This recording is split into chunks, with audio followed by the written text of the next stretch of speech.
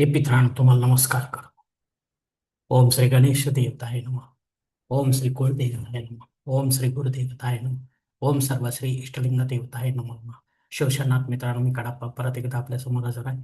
माझ्या धर्मकरम चॅनलमध्ये आपले सहर्ष स्वागत करीत आहे. मित्रांनो, पंचांगाच्या आत आपल्या समोर सादर करीत आहे. मित्रांनो, आज गुरुवार दिनांक 7 मे 2026, शालिवान शके 1948, संवत्सर पराभव अयन उत्तर, ऋतू ग्रीष्म, मास वैशाख, पक्ष कृष्ण. तिथे मित्रांनो, आजची पंचमी तिथी आहे. सकाळी 10 वाजून 14 मिनिटांत षष्टी तिथीला सुरुवात होईल. वार गुरुवार आहे. नक्षत्र मित्रांनो पूर्वाषाढा नक्षत्र आहे. सायंकाळी 6 वाजून 46 मिनिटानंतर उत्तराषाढा नक्षत्राला सुरुवात होईल. योग मित्रांनो साध्य योग आहे. मध्यरात्री 1 वाजून 59 मिनिटानंतर शुभ योगाला सुरुवात होईल. करण मित्रांनो तैतील करण आहे. सकाळी 10 वाजून 14 मिनिटानंतर गरज करण्याला सुरुवात होईल आणि रात्री 11 वाजून 21 मिनिटानंतर वनिज करण्याला सुरुवात होईल. मित्रांनो, प्रमुख ग्रहांची राशी स्थिती पहाटे 5:30 वाजता अशी असणार आहे. सूर्य मेष राशीत असेल, चंद्र धनु राशीत, गुरु मिथुन राशीत, तर शनिदेव मीन राशीत असणार आहे. मित्रांनो, सध्या चंद्र राशीनुसार कुंभ, मीन व मेष या 3 राशींना 7.5 सुरू आहे. प्रथम शनीची शुभाशुभता आपण आपल्या जन्मकुंडलीमध्ये जाणून घ्यावी ज्योतिषाच्या द्वारे. ती जर अशुभ असेल तर आपल्याला नक्कीच शनिदेवतेची धार्मिक सेवा करावी लागणार, अन्यथा अशी धार्मिक सेवा करण्याची गरज राहणार नाही. मुंबई भागातील सूर्योदय असते याप्रमाणे. सूर्योदय सकाळी 6 वाजून 9 मिनिटांनी असेल, तर सूर्यास्त सायंकाळी 7 वाजून 2 मिनिटांनी असणार आहे. मित्रांनो, गोचर ग्रहांची सद्यस्थिती सुद्धा जाणून घेऊया. सध्या अस्तंगत ग्रहांमध्ये बुध ग्रह हा 1 मे ते 21 मे पर्यंत अस्तंगत असणार आहे आणि 22 मेला त्याचा उदय होणार आहे. मित्रांनो, असा बुध ग्रह ही आपल्याला अस्तंगत असलेला काय फळ देईल हे देखील ज्योतिषी आपल्याला समजावून सांगतील. मित्रांनो मित्रांनो या पंचांगाच्या आधारे आता आपण आजच्या पूजेसाठी लागणारा संकल्प सोडणार आहोत. तेव्हा आपण आपल्या उजव्या हाताच्या तळहातावर एक पळी पाणी, थोडे अक्षर, एक फुल व फुलाचे पाकळी घ्या आणि हा छोटासा संकल्प म्हणायला सुरुवात करा. मित्रांनो, हरोम शिव शिव शंभोराज्ञा प्रवर्तमान सत्यप्रभव जितिपरा विश्वेत्वराह कल्पे वैवस्वत मन्वंतरे कलियुगे प्रथम पाते जम्बूद्वीपे भरतवर्ष भरतखंडे मेरो दक्षिण दिग्भागे महाराष्ट्र देश व्यावहारिक चांद्रवाण शालिवान शके 1948 प्रभावादी षष्टी संवत्सराणामध्ये पराभव नाम संवत्सर उत्तरायणी ग्रीष्म ऋतू वैशाख मासे कृष्ण पक्षे बृहस्पती वासरे पूर्व आषाढा नक्षत्रे साध्य योगे तैतील करणे पंचमी शुभतिथ वीर गोत्रात उत्पन्न वेकळाप्पा मोह पात्र दुरित क्षय द्वारा श्री पार्वती पती परमेश्वर प्रीत्यर्थ विधिवत नित्य देव पूजा एवं इष्टलिंग पूजा करिष्ये. मित्रांनो, याच ठिकाणी हा संकल्प संपलेला आहे. तेव्हा आपण आपल्या उजव्या हाताच्या तळहातावरील संकल्पाचे पाणी जवळच्या निर्माल्याच्या तांबण्यात सोडून द्या. मित्रांनो मित्रांनो या संकल्पाची वेळ मर्यादा सकाळी 10 वाजून 14 मिनिटांपर्यंत आहे. या वेळेनंतरही आपल्याला संकल्प सोडायचा असेल कुठल्याही धार्मिक विधीच्या संपन्नतेसाठी, तर कृपा करून आपण वरील बदललेल्या पंचांगाचा आधार घ्यायचा आहे. नवीन संकल्प तयार करायचा आणि त्या संकल्पात आपण करत असलेल्या धार्मिक विधीचा उल्लेख अवश्य करायचा. तेव्हाच आपली धार्मिक सेवा संबंधित देवतांपर्यंत पोहोचेल आणि त्यांचे आशीर्वाद आपल्यापर्यंत पोहोचेल. आपले जीवन अधिक सुखमय बनेल. मित्रांनो,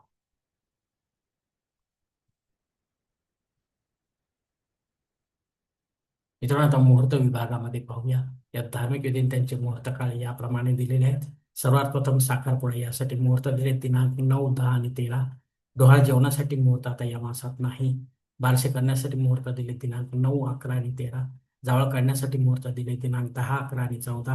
गृहप्रवेश करण्यासाठी मुहूर्त दिले दिनांक 8, 9, 10 आणि 13. आता मुहूर्ताच्या दुसऱ्या भागात देखील पाहूया. मित्रांनो, उपनयन करण्यासाठी एकमेव मुहूर्त आहे दिनांक 7. विवाह करण्यासाठी मुहूर्त दिले दिनांक 7, 8, 9, 10, 13 आणि 14.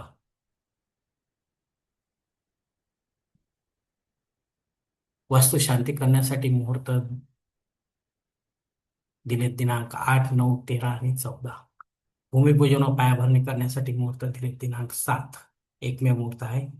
देवमूर्तीची प्राणप्रतिष्ठा आपल्याला करायची असेल तर यासाठी मुहूर्त दिले दिनांक 8, 10, 13 आणि 14. यामध्ये आपण सर्व देवी देवतांच्या मूर्तीचे प्राणप्रतिष्ठा करू शकता, पण विधिवत करा, पंडिताच्या माध्यमातून करा आणि देवकाळामध्ये करा, घरी करा किंवा मंदिरामध्ये करा. मात्र दुसऱ्या दिवसापासून या मूर्त्यांवर संबंधित देवतांचा अभिषेक आपल्याला घ्यावा लागणार आहे, सतत कंटिन्यू. तेव्हाच अशा प्राणप्रतिष्ठित मूर्ती ह्या जागृत राहतात. अन्यथा अशा मूर्ती खंडित मानल्या जाऊन त्यांचे विसर्जन देखील करावे लागते मित्रांनो, हे लक्षात घ्या. तेव्हा गरज असेल तरच आपण मूर्त्यांची संख्या वाढवावी आपल्या देवघरामध्ये, अन्यथा नाही मित्रांनो. मित्रांनो, वरील काही मुहूर्तांच्या तारखेत वेळेची मर्यादा देखील असू शकते. कृपया ती जाणून घेण्यासाठी आपण मला कॉमेंट्स बॉक्समध्ये विचारावे किंवा योग्य पुरोहितास वा पंचांगधारकास संपर्क साधावा आणि मगच आपल्या जन्मकुंडलीनुसार आपल्यासाठी योग्य असा मुहूर्त निवडावा, जेणेकरून आपल्या मुहूर्तामध्ये कोणत्याही प्रकारची बाधा उत्पन्न होणार नाही, मुहूर्ताचे पूर्णपणे फळ आपल्याला प्राप्त होईल. आणि असा मुहूर्त जर आपल्याला मिळत नसेल तर मग मात्र आपण स्वतःहून किंवा पंडिताच्या माध्यमातून यापेक्षा वेगळा काही मुहूर्त निवड करण्याचा प्रयत्न करू नका. कारण मुळात तो मुहूर्त मुहूर्तच नसल्यामुळे त्याचा आपल्याला काही एक उपयोग होणार नाही मित्रांनो.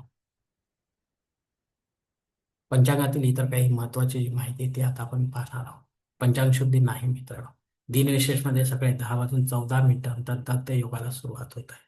या काळानंतर जे काही बालक जन्म घेतील त्यांची जननशक्ती 12व्या दिवशी त्यांच्या निवासस्थानी करायची आहे मित्रांनो.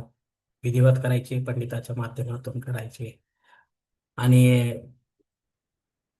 यापुढे मात्र जाऊन आपल्याला मुहूर्त काढावा लागतो आणि पंचांग बदल की आपण सर्वजण विसरून जातो. पण बाळाच्या जीवनात येणाऱ्या अशुभ घटनांची तीव्रता मात्र कमी होत नाही. ती कमी करायची असेल तर आपल्याला जनन शांती करणे गरजेचे आहे मित्रांनो. षष्ठी श्राद्ध कर्म आहे. आपले नातेमध्ये, आपल्याशी संबंधित नात्यांमध्ये किंवा आपल्यावर जबाबदारी असलेल्या नात्यांमध्ये कोणी सोडून आपल्याला परलोकात निघून गेले असतील या तिथीवर, तर त्यांच्या नावाने आपल्याला पिंडदान युक्त किंवा पिंडदान रहित असे श्राद्ध कर्म करता येतील. पण विधिवत करा, पंडिताच्या माध्यमातून करा आणि अपराह्न काळातच करा, घरी करा किंवा तीर्थक्षेत्री करा. तेव्हाच आपली पितरसेवा आपल्या पितरांपर्यंत पोहोचेल आणि त्यांचे आशीर्वाद आपल्यापर्यंत पोहोचेल. आपल्या जीवन अधिक सुखमय बनेल मित्रांनो. अग्नी पृथ्वीवर सकाळी 10 वाजून 14 मिनिटानंतर हजर आहे, त्याआधी नाही. जर आपल्याला नव्याने काही होम यज्ञ कर्मकांड सुरू करायचे असतील तर आपण अवश्य सुरू करू शकता, पण पुढे जाऊन ते बंद पडतील तर मग मात्र आपल्याला दोष देखील लागू शकतो. राहुकाळ दुपारी 1:30 ते 3 वाजेपर्यंत आहे. या दीड तासाच्या काळात राहू अत्यंत प्रभावी असल्यामुळे तो आपल्या कामांमध्ये अडथळे निर्माण करणार. त्यापेक्षा आपण या काळामध्ये महत्वाची किंवा विशेष कामे न करता रेग्युलर जी कामे आहेत तीच करावी, अन्यथा आपल्याला अपयशाला सामोरे जावे लागू शकते मित्रांनो. धन्यवाद मित्रांनो. आजचा हा पंचांगा संबंधीचा व्हिडिओ जो आहे तो मी याच ठिकाणी संपवत आहे. आपण जर माझ्या मताशी सहमत असाल तर कृपया माझे धर्मकरम चॅनल सबस्क्राईब करा, लाईक करा, आपले कुटुंब मित्र परिवारासह शेअर करा. तसेच कॉमेंट्स बॉक्समध्ये आपले मत अवश्य नोंदवा आणि माझा पुढील व्हिडिओ आपल्यापर्यंत पोहोचण्यासाठी बेल बटन अवश्य दाबा. धन्यवाद मित्रांनो. पुढील भेटीपर्यंत आपण खुश राहा, आनंदी राहा, प्रसन्न राहा. हरिओम. शिवशंभो महादेव.